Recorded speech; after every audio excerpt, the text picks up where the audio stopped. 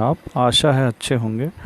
तो पिछले बार जो है हम ये हमारा जो चैप्टर 9 है ना, चैप्टर जो है 8 के बाद मोशन के बाद में चैप्टर 9 है, force and law of motion है ना, ये हम देख रहे थे। ठीक है भाई। अब इसमें आपने बहुत सारी चीज़ें इस देख ली थी है ना, और वो चीज़ें थी कि भाई जो आपका मेन फोर्स है ना, फोर्स क्या होता है, व्हाट इज़ फोर्स है ना, बैलेंस्ड फोर्स और अनबैलेंस्ड फोर्स जो है ये क्या होते हैं। ठीक है भाई, ये दोनों के बारे में अपन ने देख लिया था।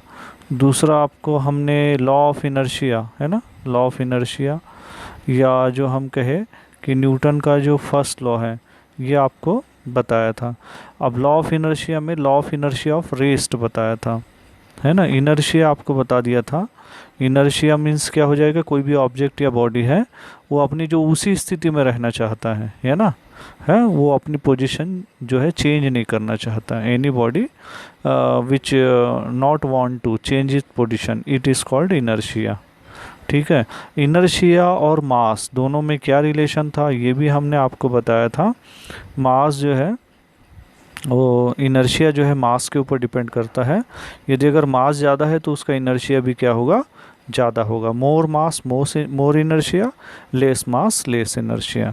तो ये चीज़ हमने डिस्कस कर ली थी। अब यहाँ से हमने लॉ ऑफ इनर्शिया ऑफ जो है रेस देख लिया था। तो अपन आज देखते हैं law of inertia of motion. ठीक है भाई। तो law of inertia of motion, ठीक है, तो law of inertia of motion क्या होता है। ठीक है।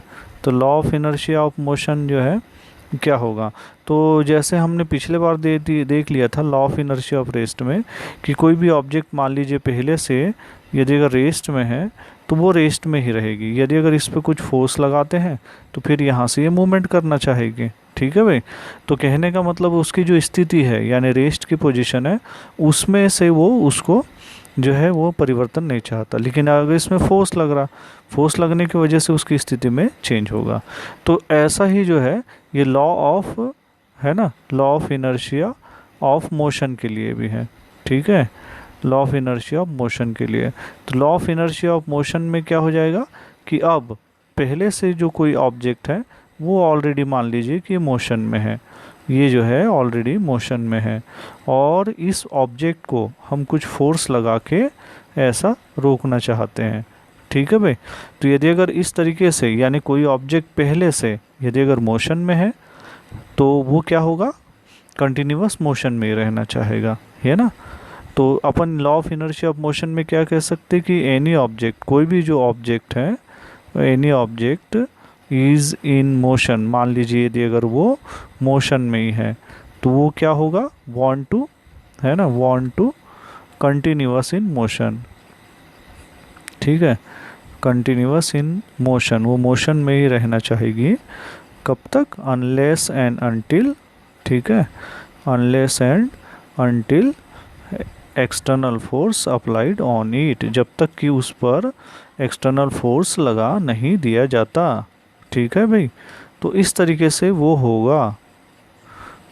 ठीक। तो अब यदि अगर इसको हम बताते हैं तो ये जो है हमारा क्या कहलाता है, गैलीलियो का law of inertia of motion कहलाता है। और law of inertia of rest और law of inertia of motion दोनों को यदि अगर ज्वाइन कर देते हैं तब क्या बन जाता है, न्यूटन्स का फर्स्ट लॉ बन जाता है। ठीक है ना, ये पिछले बार भी हमने आपको डिस्कस करके बताया था। ठीक है भाई। तो ये इस तरीके से होगा। तो अब जो है आज हम एग्जाम्पल पे चर्चा करेंगे, law of inertia of motion के एग्जाम्पल के, लॉ ऑफ इनर्शिया ऑफ जो है रेस्ट के एग्जाम्पल पे हमने चर्चा कर ली थी। और आपको ये भी कहा था कि आप जो है उनको लिख के हमको दिखाइएगा। हमारा जो पर्टिकुलर नंबर है, व्हाट्सएप नंबर है, उस पे जो है आपको इसको दिखाना है। तो नंबर तो ये आपको मालूम है, जो ये नंबर था ये 9424 और 39 और जो 68 है, इस पे जो है आपको आपके होमवर्क या जो आपके काम है ये आपको मैसेज करने हैं। ठीक है भाई। तो जो ये एग्ज़ाम्पल आज अपन देखते हैं law of inertia of motion के एग्ज़ाम्पल, तो ये जो है काफ़ी आसान है। ये एग्जाम्पल बिल्कुल वैसे ही हैं जो आप जो है law of inertia of motion के सॉरी रेस्ट के जो आपने एग्जाम्पल देखे थे। तो मोशन वाले अगर हम एग्जाम्पल की बात करें तो इसका मतलब ये हो गया कि ऑब्जेक्ट या बॉडी पहले से मोशन में है। तो आपकी बुक में भी काफ़ी सारे एग्जाम्पल आपके दिए हुए रहेंगे, वो क्या है एक साथ दिए हुए हैं, तो आपको उनको पॉइंट वाइज लिखना है। और साथ में जो जो आपका लिखा हुआ जो होमवर्क है, नोट्स है, ये हमारे पर्टिकुलर व्हाट्सएप नंबर पे आपको सेंड करने हैं, ठीक है। तो अब जो है यहाँ पे हम इसके एग्जांपल्स को देख सकते हैं मोशन वाले का। तो स्वाभाविक बात है कि यदि अगर मोशन की यदि अगर बात कर रहे हैं, law of inertia of motion, तो ऑब्जेक्ट जो है ये पहले से मोशन में है, ठीक है। तो इसके बहुत सारे डेली लाइफ एग्जांपल हम अपने है ना आसपास देखते हैं। तो क्या क्या एग्जांपल इसमें हो सकते हैं, तो आपने देखा होगा कि यदि अगर मान लीजिए यदि अगर कोई ट्रेन है, यदि अगर कोई ट्रेन है और ट्रेन मान लीजिए इस तरीके से है ना चलते हुए लगातार, यदि अगर ट्रेन जा रही है और कोई मान लीजिए ट्रेन अभी रुकी नहीं है, प्लेटफॉर्म पे रुकी नहीं है और थोड़ा रुकने वाली है, उस दौरान यदि अगर मान लीजिए आप उस ट्रेन से है ना रुकने के पहले ही यदि अगर आप जंप लगा देते हैं तो क्या हो जाएगा, आप गिर जाएंगे, है ना, आप जो है फॉल डाउन करेंगे। तो ऐसा क्यों होता है ना। तो इसको जो है law of inertia of motion पे अपन समझ सकते हैं। अब क्या होता है कि ट्रेन जो है पहले से मोशन में होती है और हम जो है एक जंप लगाते हैं। अब हमारी जो बॉडी होती है वो क्या होती है, पहले से मोशन में होती है, और जब हम यहाँ पे जंप लगाते हैं तो वो मोशन में ही रहना चाहती है, हमारा बॉडी सडन जो है रेस्ट में नहीं आ पाता है। इस वजह से हम क्या होता है वहाँ पे फॉल डाउन करते हैं। क्लियर है भाई। तो इस तरीके से इस एग्जांपल में अपन ने देखा कि जो ट्रेन है वो ऑलरेडी मोशन में है और हम जो है इस तरीके से फॉल डाउन कर जाते हैं, ठीक है। इसका दूसरा वाला भी एग्जांपल अपन देख सकते हैं। सेकंड वाले एग्जांपल में हम क्या देख सकते हैं कि यदि अगर मान लीजिए ट्रेन का ही एग्जांपल ले या कोई बस का एग्जांपल ले, मान लीजिए कोई बस है जिसमें आप बैठे हुए हैं और वो किसी स्पीड से किसी डायरेक्शन में जा रही है। सामने अगर कोई भी चीज़ आ जाती है, कोई ऑब्स्टेकल आ जाता है और ड्राइवर को एकाएक सडन ब्रेक लगाना पड़ता है, तो जो पूरे यात्री होते हैं ये सामने की ओर झुक जाते हैं, है ना। जो है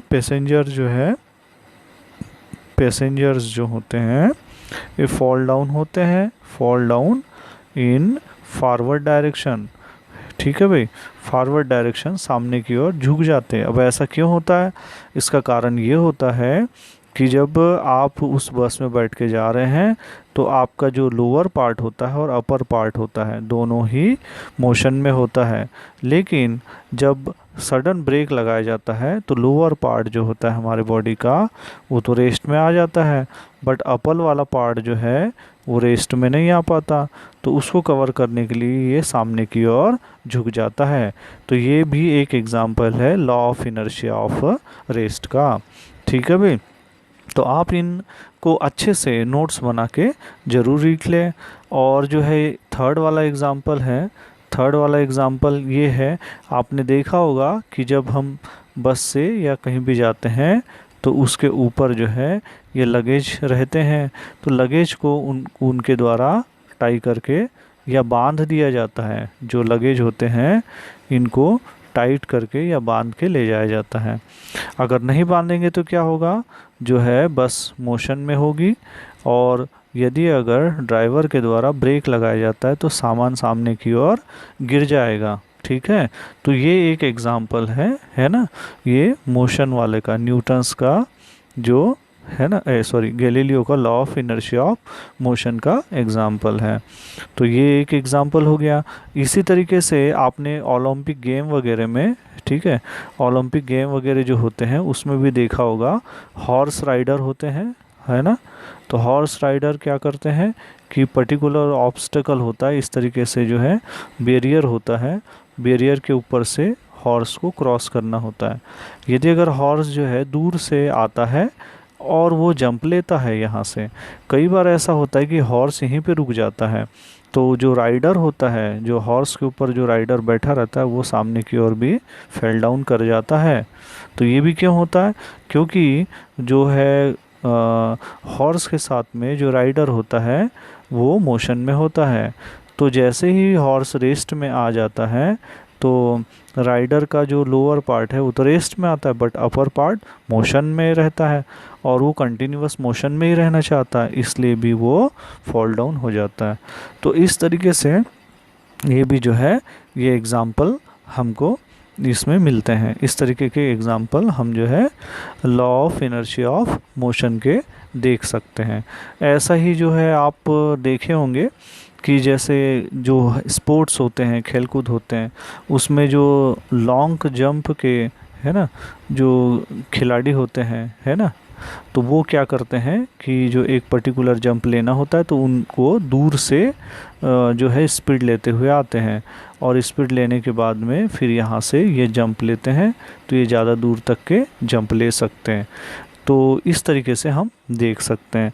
तो कोई भी ऑब्जेक्ट या बॉडी है ये कंटिन्यूअस मोशन, तो मोशन में ही रहना चाहती है जब तक कि उसको फोर्स लगा के रोका नहीं जा सकता। ठीक है भाई, है ना। तो ये इस तरीके से होता है। दूसरा एग्जाम्पल अपन ये भी आपको बता सकते हैं, है ना। फिफ्थ वाला एग्जाम्पल अपन या सिक्स्थ एग्जाम्पल अपन ये भी बता सकते हैं कि जब 100 मीटर की रेस होती है तो जो 100 मीटर की रेस में जो पार्टिसिपेट करते हैं, जो एथलेटिक्स बहुत स्पीड से दौड़ते हैं, तो बहुत स्पीड से दौड़ने के बाद जहाँ पे फिनिशिंग लाइन होती है तो क्या वो वहीं पे रुक सकते? नहीं रुक पाते। वो थोड़ा दूर तक के जाते हैं और वहाँ पे जो वॉल रहेगी वहाँ जाके रुक जाते हैं। तो ऐसा भी क्यों होता है? क्या वो उस जगह पे रुक पाते हैं? नहीं, क्योंकि वो ऑलरेडी मोशन में होते हैं। अगर यहाँ पे वो चाहेंगे कि रुक जाए तो रुक सकते क्या? नहीं, वो फॉल डाउन हो जाएंगे। इसलिए थोड़े दूर तक के दौड़ते हुए जाते हैं और बाद में रुकते हैं। तो इस तरीके से ये आपके law of inertia of motion के बहुत सारे एग्जाम्पल हैं। आप इनको ढूंढिए और इनको लिख के ज़रूर से दिखाइए। ओके भाई। तो आपने यहाँ से जो न्यूटन्स है, न्यूटन्स का फर्स्ट लॉ आपने देखा। तो ऐसा ही जो है आपका न्यूटन्स के 3 लॉ है। तो ये न्यूटन्स का जो है यहाँ पे हम जो है ये सेकंड लॉ देखते हैं। ठीक है भाई। तो न्यूटन का सेकंड लॉ देखने के लिए हमको पहले एक और फिज़िकल क्वांटिटीज़ को देखना पड़ता है और वो कहलाती है मोमेंटम। क्योंकि न्यूटन्स का सेकंड लॉ जो होता है वो जो है फोर्स होता है और मोमेंटम होता है, दोनों के बीच में रिलेशन बताता है। तो न्यूटन्स का सेकंड लॉ जानने से पहले एक और क्वांटिटी होती है और ये क्वांटिटी कहलाती है मोमेंटम। मोमेंटम का जो पर्टिकुलर सिंबल होता है वो पी से बताया जाता है। तो ये मोमेंटम क्या होता है ना, और इसका इम्पोर्टेंस क्या है ना, ये क्यों यूज़ होता है न्यूटन के सेकंड लॉ में, और इसके आधार पे कौन कौन से इसके क्वेश्चन बन सकते हैं। जो न्यूटन सेकंड लॉ है एक बहुत इंपॉर्टेंट लॉ है, इसके आधार बहुत ज़्यादा व्यापक रूप से इस्तेमाल होता है और साथ में बहुत सारे न्यूमेरिकल्स क्वेश्चन या जो मैकेनिक्स की जो प्रॉब्लम होती है, यानी कि जो भी मैकेनिकल चीज़ें होती हैं, है ना, चाहे वो ऑटोमोबाइल सेक्टर हो या किसी भी तरीके से क्रेन हो, कोई भी प्रॉब्लम हो, उन सारी चीज़ों में न्यूटन्स के जो है सेकंड लॉ अप्लाई होते हैं। तो आप इसको अच्छे से समझ लें। तो सबसे पहले न्यूटन्स को सेकंड लॉ के पहले हम देखें भाई मोमेंटम। तो मोमेंटम क्या होता है, व्हाट इज़ मोमेंटम। तो मोमेंटम जो है एक फिज़िकल क्वांटिटी है, फिजिक्स में एक फिज़िकल क्वांटिटी है, और ये जो फिज़िकल क्वांटिटी है ये जो है एक वेक्टर क्वांटिटी है। ठीक है भाई, यानी इसमें जो डायरेक्शन और मोमेंट जो मैग्नीट्यूड है दोनों होता है। अब यदि अगर हम ये कहें कि किसी भी बॉडी का कोई एक हमने बॉल ले लिया, कोई एक बस ले ली, या कोई भी हमने बाइक ले ली, कोई भी चीज़ हम ले रहे हैं, और मैं ये कहूँ कि भाई उसका मोमेंटम क्या है, क्या उसका मोमेंटम हो सकता है। तो एक्चुअली मोमेंटम को जो हम डिफ़ाइन करते हैं, तो मोमेंटम को डिफ़ाइन करते हैं तो मोमेंटम को हम बताते हैं कि जो मोमेंटम है, जो एक पर्टिकुलर सिंबल है, ये प्रोडक्ट होता है, it is a product of mass into velocity. It is a product of mass into velocity.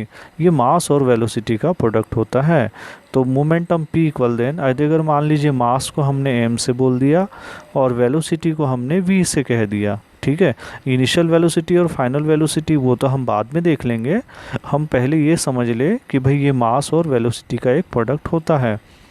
तो यदि अगर मोमेंटम को मास और वेलोसिटी का प्रोडक्ट बोल दे, है ना, तो कहने का मतलब है मोमेंटम अब दो चीज़ों पर निर्भर कर रहा है, एक तो मास के ऊपर और दूसरा वेलोसिटी के ऊपर। तो ये दो चीज़ों के ऊपर डिपेंड कर रहा, तो इसके हिसाब से किसी ऑब्जेक्ट या बॉडी का मोमेंटम फिक्स होगा। अब ये कैसे फिक्स होगा, देखिए, यदि अगर मोमेंटम हमने पी ले लिया, अब ये मोमेंटम एम पे डिपेंड कर रहा, तो इसका मास पर डिपेंड कर रहा, मास के प्रोपोर्शनल हो रहा है। यानी किसी बॉडी का यदि अगर मास ज़्यादा है तो मोमेंटम भी ज़्यादा होगा। और उसके अलावा यदि अगर मान लीजिए उसकी वेलोसिटी यदि अगर ज़्यादा है तो भी मोमेंटम ज़्यादा होगा। ठीक है, तो इसको बहुत ही सिंपल एग्जांपल से मैं आपको बताता हूँ। मान लो जैसे हमने लिखा momentum, momentum equal then P equal then mass into velocity. अब मान लीजिए एक छोटा सा अपन एग्जांपल देखते हैं कि मान लीजिए हम एक बुलेट ले लेते हैं, है ना। तो बुलेट में जो है, बुलेट यदि अगर लेते हैं किसी गन की, तो इसका मास क्या होगा बताइए, मास इसका काफ़ी कम होगा। मान लीजिए कि हमने 5 ग्राम या 50 ग्राम इसका मास हो जाता है, लेकिन जब ये बुलेट फायर करते हुए स्पीड से जाती है तो उसकी स्पीड बहुत ज़्यादा होती है। मान लीजिए उसकी स्पीड कितनी हो गई, 150 मीटर पर सेकंड हो गई। तो आपने यहाँ पे क्या देखा कि इसका मास बहुत कम है, मास तो यहाँ पे बहुत कम है, लेकिन उसकी वेलोसिटी क्या है, ज़्यादा है। तो इस तरीके से मोमेंटम क्या हो जाएगा, इस केस में भी मोमेंटम बहुत ज़्यादा मिलेगा। ठीक है, तो मोमेंटम बढ़ा हुआ मिलेगा। इसी का दूसरा एग्जांपल अपन यदि अगर लेते हैं, तो मान लीजिए एक बड़ा सा यदि अगर एक ट्रक हमने ले लिया, तो ट्रक का जो है मास क्या होगा, ये बहुत ज़्यादा होगा। ट्रक का जो मास यदि अगर अपन लेते हैं तो ट्रक का जो मास है बहुत ज़्यादा होगा। मान लीजिए कि जो है ट्रक का मास है ना, कितना है क्या, 1000 kg है मान लीजिए। ठीक है, 1000 kg उसका मास है और वो धीरे धीरे चल रहा है। मान लीजिए उसकी स्पीड जो हम ले रहे हैं 5 मीटर पर सेकेंड। परंतु यदि अगर ये किसी से कोलिशन करता है या किसी भी चीज़ से टकराता है तो उस ऑब्जेक्ट या बॉडी को बहुत ज़्यादा नुकसान होगा। तो ये क्लियर हो गया मोमेंटम। इस केस में क्या देख रहे हैं आप, mass equal then momentum equal then mass into velocity. But यहाँ पे फिर से क्या हो रहा, मास ज़्यादा हो रहा, भले वेलोसिटी कम हो रही, तो भी मोमेंटम की क्वांटिटी क्या हो गई, ज़्यादा हो गई। तो इस तरीके से हमको मोमेंटम का जो है इम्पोर्टेंस पता चलता है। आपने देखा होगा ये कहा जाता है कि भाई जो है एक यदि अगर मोटरसाइकिल है, टू व्हीलर है, तो उस पर 3 सवारी या 4 सवारी ना बैठी जाए। क्यों, क्योंकि जब वो सवारी बैठती है तो उसमें भले आपने वेलोसिटी कम की, लेकिन उसका मास क्या हो जाएगा, बहुत ज़्यादा बढ़ जाएगा। इस दौरान यदि अगर एक्सीडेंट होता है तो बहुत ज़्यादा इंजरी हो सकती है। ठीक है, इसके अलावा मान लीजिए एक दूसरा एग्जांपल अपन देखते हैं कि 2 प्रकार के ट्रक हैं। एक जो है मान लीजिए एक खाली ट्रक है ना, और एक जो है एक लोडेड ट्रक है, मान लीजिए एक पूरा भरा हुआ ट्रक है, और दोनों जो है सेम स्पीड से चल रही हैं और हमको इनको रोकना है। तो किस जो है सेम फोर्स लगा के रोकना है, तो किस जो है ट्रक को रोकना इजी होगा, है ना। तो आप ये क्वेश्चन को सोच के बताइएगा, है ना, आंसर बताइएगा कि क्या हो सकता है, आप सोच के इसका आंसर बताइएगा। तो ये जो है मोमेंटम का इम्पोर्टेंस है ना। तो जो है हमने ये देख लिया मोमेंटम, और मोमेंटम के साथ में जो है फोर्स का क्या रिलेशन होगा, मोमेंटम का फोर्स के साथ में क्या रिलेशन निकलेगा। तो ये जो रिलेशन हम निकालते हैं इसी को हम जो है न्यूटन सेकंड लॉ कहते हैं। ठीक है भाई, तो नेक्स्ट टाइम में हम आपको न्यूटन सेकंड लॉ के जो है डेरिवेशन बताएंगे, जो बहुत ही इंपॉर्टेंट फार्मूला है और बताया आपको मैकेनिक्स में यूज़ होता है।